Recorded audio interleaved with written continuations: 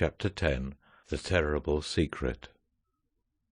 When they first went to live at Three Chimneys, the children had talked a great deal about their father, and had asked a great many questions about him, and what he was doing, and where he was, and when he would come home. Mother always answered their questions as well as she could, but as the time went on, they grew to speak less of him.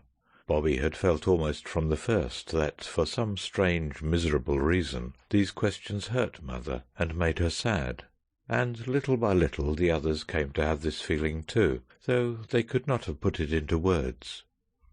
One day, when Mother was working so hard that she could not leave off even for 10 minutes, Bobby carried up her tea to the big bare room that they called Mother's workshop.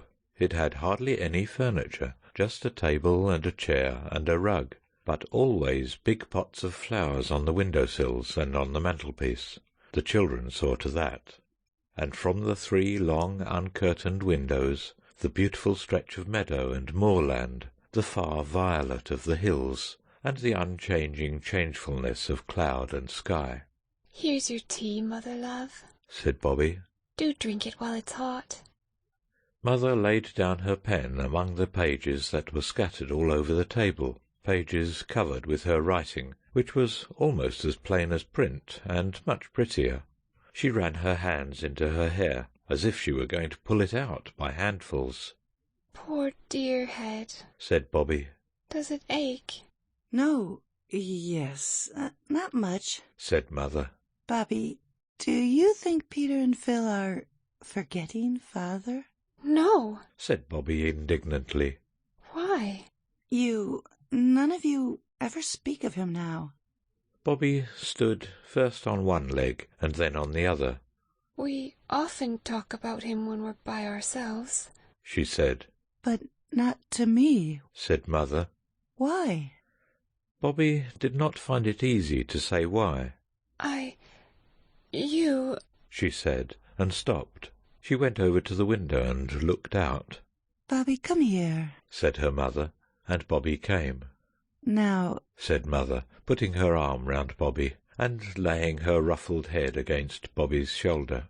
"try to tell me, dear." Bobby fidgeted. "Tell Mother." "Well then," said Bobby, "I thought you were so unhappy about Daddy not being here it made you worse when I talked about him, so I stopped doing it." "And the others?" "I don't know about the others," said Bobby. "I never said anything about that to them, but I expect they felt the same about it as me." "Bobby, dear," said Mother, still leaning her head against her, "I'll tell you. Besides parting from Father, he and I have had a great sorrow. Oh, terrible. Worse than anything you could think of. And at first it did hurt to hear you all talking about him as if everything were just the same. But it would be much more terrible if you were to forget him. That would be worse than anything." "The trouble," said Bobby in a very little voice. "I promised I would never ask you any questions, and I never have I? But the trouble, it won't last always." "No," said Mother. "The worst will be over when Father comes home to us." "I wish I could comfort you," said Bobby. "Oh, my dear, do you suppose you don't? Do you think I haven't noticed how good you've all been? Not quarreling nearly as much as you used to, and all the little kind things you do for me? The flowers, and cleaning my shoes, and tearing up to make my bed before I get time to do it myself." Bobby had sometimes wondered whether Mother noticed these things. "That's nothing," she said. "to what—" "I must get on with my work," said Mother, giving Bobby one last squeeze. "Don't say anything to the others." That evening, in the hour before bedtime, instead of reading to the children, Mother told them of the games she and Father used to have when they were children and lived near each other in the country. Tales of the adventures of Father with Mother's brothers when they were all boys together. Very funny stories they were, and the children laughed as they listened. "Uncle Edward died before he was grown up, didn't he?" said Phyllis, as Mother lighted the bedroom candles. "Yes, dear," said Mother. "You would have loved him. He was such a brave boy, and so adventurous. always in mischief, and yet friends with everybody in spite of it. And your Uncle Reggie's in Ceylon. Yes, and Father's away too, but I think they'd all like to think we enjoyed talking about the things they used to do. Don't you think so? Not Uncle Edward. said Phyllis in a shocked tone. He's in heaven. You don't suppose he's forgotten us and all the old times because God has taken him, any more than I forget him? Oh, no, he remembers. He's only away for a little time. We shall see him some day. And Uncle Reggie? And Father too? said Peter. Yes, said Mother. Uncle Reggie and Father too. Good night, my darlings. Good night. said everyone. Bobby hugged her mother more closely even than usual, and whispered in her ear, Oh, I do love you so, Mummy. I do. When Bobby came to think it all over, she tried not to wonder what the great trouble was, but she could not always help it. Father was not dead, like poor Uncle Edward. Mother had said so. And he was not ill, or Mother would have been with him. Being poor wasn't the trouble. Bobby knew it was something nearer the heart than money could be. I mustn't try to think what it is. She told herself. No, I mustn't. I am glad Mother noticed about us not quarrelling so much. We'll keep that up. And alas, that very afternoon she and Peter had what Peter called a first-class shindy. They had not been a week at Three Chimneys before they had asked Mother to let them have a piece of garden each for their very own, and she had agreed. And the south border under the peach trees had been divided into 3 pieces, and they were allowed to plant whatever they liked there. Phyllis had planted mignonette and nasturtium and Virginia stock in hers. The seeds came up, and though they looked just like weeds, Phyllis believed that they would bear flowers some day. The Virginia stock justified her faith quite soon, and her garden was gay with a band of bright little flowers, pink and white and red and mauve. I can't weed for fear I'll pull up the wrong things. She used to say comfortably. It is such a lot of work. Peter sowed vegetable seeds in his, carrots and onions and turnips. The seed was given to him by the farmer who lived in the nice, black and white, wood and plaster house just beyond the bridge. He kept turkeys and guinea fowls, and was a most amiable man. But Peter's vegetables never had much of a chance, because he liked to use the earth of his garden for digging canals and making forts and earthworks for his toy soldiers. And the seeds of vegetables rarely come to much in a soil that is constantly disturbed for the purposes of war and irrigation. Bobby planted rose bushes in her garden, but all the little new leaves of the rose bushes shrivelled and withered, perhaps because she moved them from the other part of the garden in May, which is not at all the right time of year for moving roses. But she would not own that they were dead, and hoped on against hope until the day when Perks came up to see the garden and told her quite plainly that all her roses were as dead as doornails. "Only good for bonfires, miss," he said. "You just dig 'em up and burn 'em, and I'll give you some nice fresh roots out from my garden, pansies and stocks and sweet willies and forget-me-nots. I'll bring 'em along tomorrow, if you get the ground ready." So next day she set to work, and that happened to be the day when Mother had praised her and the others about not quarrelling. She moved the rose bushes and carried them to the other end of the garden, where the rubbish heap was that they meant to make a bonfire of when Guy Fawkes' Day came. Meanwhile, Peter had decided to flatten out all his forts and earthworks, with a view to making a model of the railway tunnel, cutting, embankment, canal, aqueduct, bridges and all. So when Bobby came back from her last thorny journey with the dead rose bushes, he had got the rake and was using it busily. I was using the rake. Said Bobby. Well, I'm using it now. Said Peter.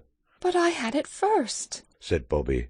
Then it's my turn now. Said Peter, and that was how the quarrel began. You're always being disagreeable about nothing, said Peter after some heated argument. I had the rake first, said Bobby, flushed and defiant, holding on to its handle. Don't! I tell you I said this morning I meant to have it. Didn't I, Phil? Phyllis said she didn't want to be mixed up in their rows, and instantly, of course, she was. If you remember, you ought to say. Of course she doesn't remember, but she might say so.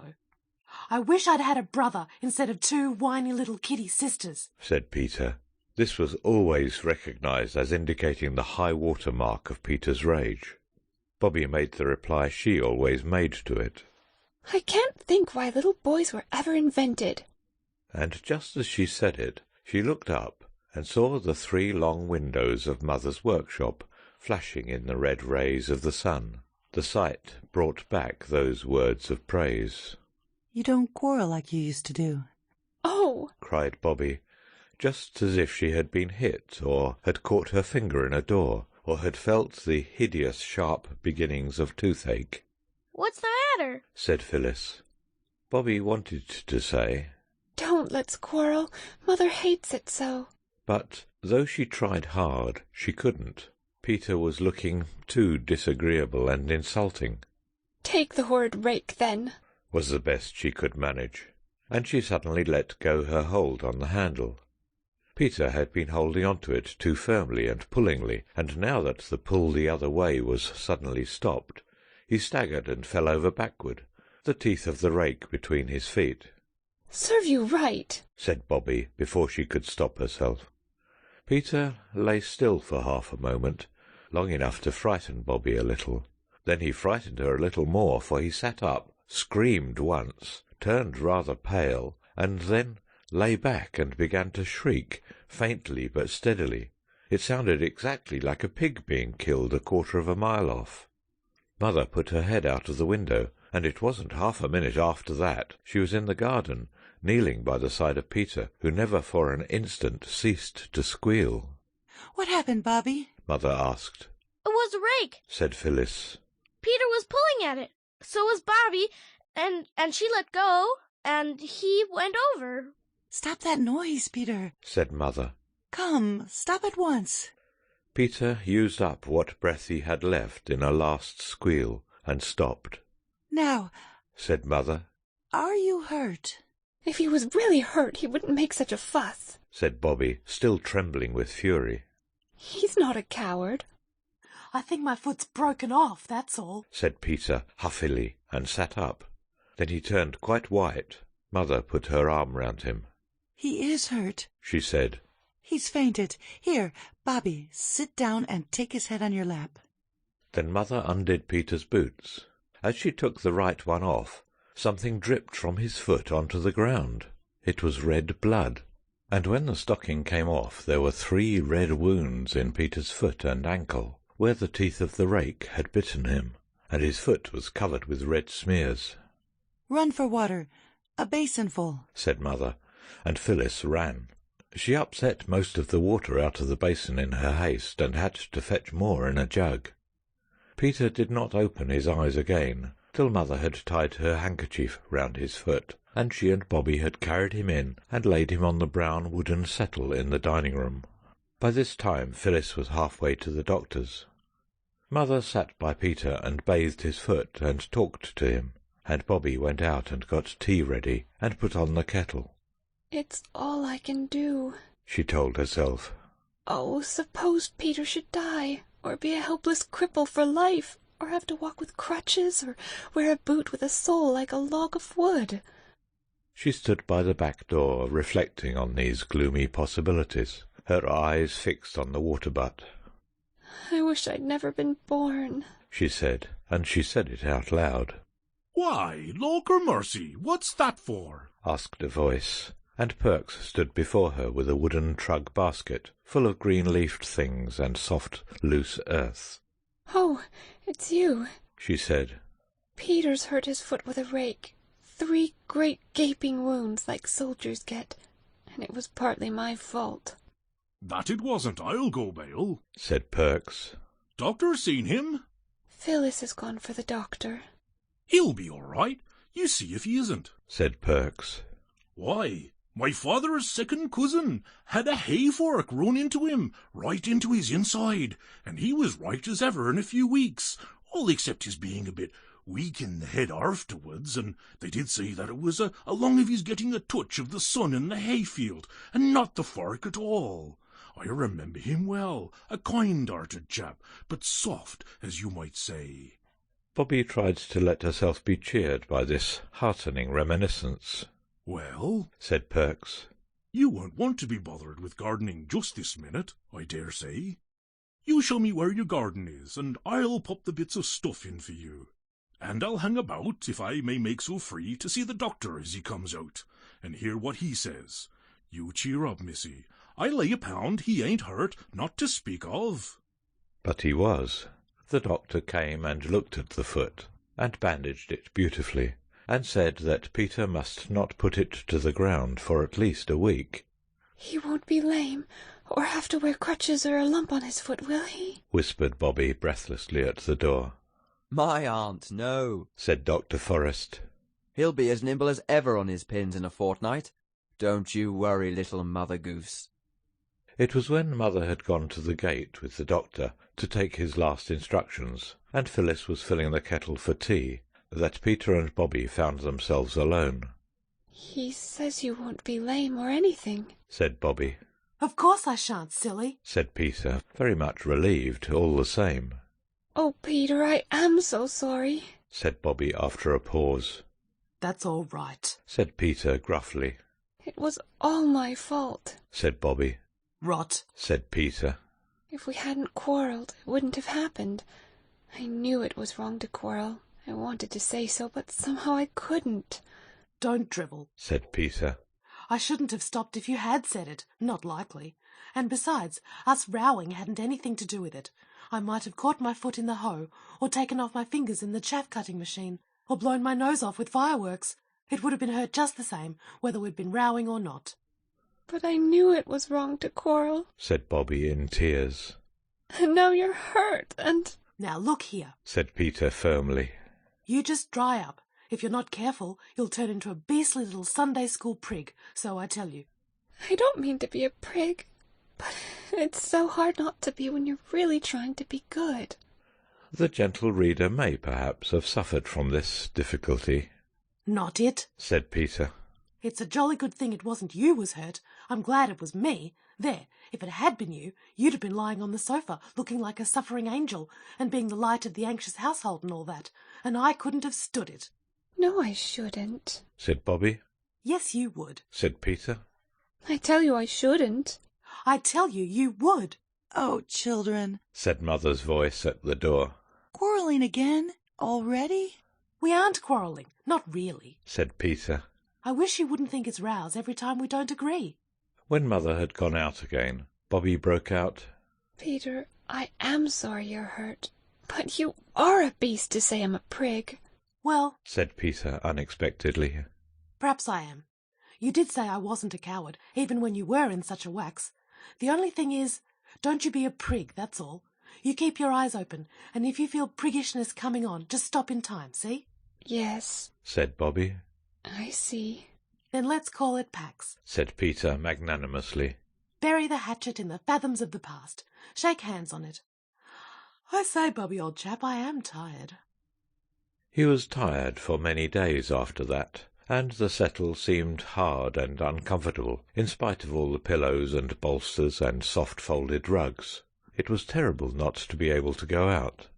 They moved the settle to the window, and from there Peter could see the smoke of the trains winding along the valley, but he could not see the trains. At first Bobby found it quite hard to be as nice to him as she wanted to be, for fear he should think her priggish. But that soon wore off, and both she and Phyllis were, as he observed, jolly good sorts. Mother sat with him when his sisters were out, and the words, "He's not a coward," made Peter determined not to make any fuss about the pain in his foot, though it was rather bad, especially at night. Praise helps people very much sometimes. There were visitors, too. Mrs. Perks came up to ask how he was, and so did the station-master, and several of the village people. But the time went slowly, slowly. "I do wish there was something to read," said Peter. "I've read all our books 50 times over." I'll go to the doctor's. Said Phyllis. He is sure to have some. Only about how to be ill, and about people's nasty insides, I expect, said Peter. Perks has a whole heap of magazines that came out of trains when people are tired of them, said Bobby. I'll run down and ask him. So the girls went their two ways. Bobby found Perks busy cleaning lamps. And how's the young gent? Said he. Better, thanks, said Bobby. But he's most frightfully bored. I came to ask you if you'd got any magazines you could lend him. There now, said Perks regretfully, rubbing his ear with a black and oily lump of cotton waste. Why didn't I think of that now? I was trying to think of something as at a museum only this morning, and I couldn't think of anything better than a guinea pig. And a young chap I know's going to fetch that over for him this tea time. How lovely! A real live guinea. He will be pleased, but he'd like the magazines as well. That's just it, said Perks. I've just sent the pic of him to Snigson's boy, him what's just getting over the pneumonia. But I've lots of illustrated papers left. He turned to the pile of papers in the corner and took up a heap 6 inches thick. There, he said. I'll just slip a bit of string and a bit of paper round 'em. He pulled an old newspaper from the pile and spread it on the table and made a neat parcel of it. There, said he. There's lots of pictures, and if he likes to mess 'em about with his paint-box or coloured chalks or what-not, why, let him. I don't want them. You're a dear, said Bobby, took the parcel and started. The papers were heavy, and when she had to wait at the level crossing while a train went by, she rested the parcel on the top of the gate, and idly she looked at the printing on the paper that the parcel was wrapped in. Suddenly she clutched the parcel tighter and bent her head over it. It seemed like some horrible dream. She read on. The bottom of the column was torn off. She could read no farther. She never remembered how she got home, but she went on tiptoe to her room and locked the door. Then she undid the parcel and read that printed column again, sitting on the edge of her bed, her hands and feet icy cold, and her face burning. When she had read all there was, she drew a long, uneven breath. So now I know, she said. What she had read was headed, End of the Trial, Verdict, Sentence. The name of the man who had been tried was the name of her father. The verdict was guilty, and the sentence was 5 years' penal servitude. Oh, Daddy, she whispered, crushing the paper hard. It's not true. I don't believe it. You never did it. Never, never, never. There was a hammering on the door. What is it? said Bobby. It's me, said the voice of Phyllis. Tea's ready, and the boys brought Peter a guinea pig. Come along down. And Bobby had to. End of chapter 10.